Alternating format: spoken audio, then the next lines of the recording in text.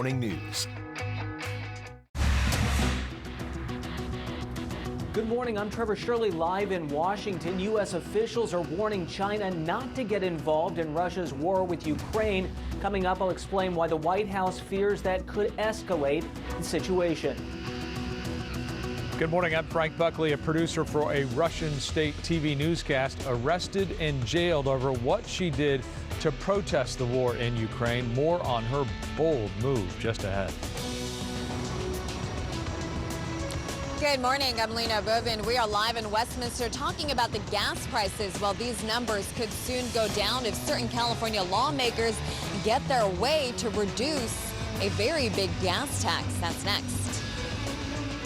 Good morning, I'm Jessica Holmes. Researchers say they found one thing that could be keeping you from getting a good night's sleep. We'll explain. Good morning, I'm Sam Rubin. New at 10 o'clock, hottie actor Theo James, a hot new trailer previewing a movie a lot of people are talking about.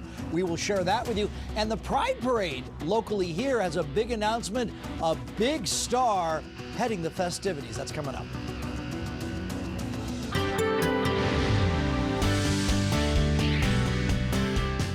Jessica was talking about getting a good night's sleep. Well, if you're waking up this morning along the coastal areas, it's one of those kind of let me sleep in mornings. Boy, the fog is very thick and it's still hanging in there. 70 right now, or 70 would be the high at the beaches downtown, 73, 82 San Fernando Valley, 78 High Desert Inland Empire up to 83 in Orange County Inland, 79 degrees. Frank, back to you. Mark, thank you. This morning, the White House is warning China not to take Russia's side in the war with Ukraine. The U.S. has intelligence that suggests China is willing to help Russia. KTLA's Trevor Shirley is live in Washington, D.C. with more on that. Trevor, good morning. Hey there, Frank. Good morning to you as well. U.S. officials say Russia has reached out to China for help financially and militarily to try to keep this war effort going, even though both Russia and China deny those reports. Now, during a 7-hour meeting yesterday in Rome that's been described as intense and candid, U.S. National Security Advisor Jake Sullivan told his Chinese counterparts that any military or financial help from China to Russia would have consequences. Both Russia and China, though, accuse the U.S. of spreading misinformation and say talk of China aiding Russia is false.